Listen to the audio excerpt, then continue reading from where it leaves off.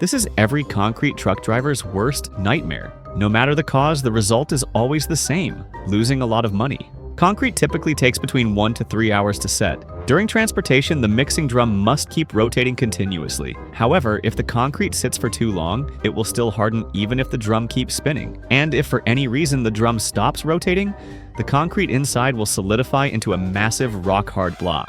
At that point, workers have no choice but to break it apart little by little using tools. In some cases, they even have to cut open the drum to remove the hardened concrete, or worse, replace the entire drum altogether.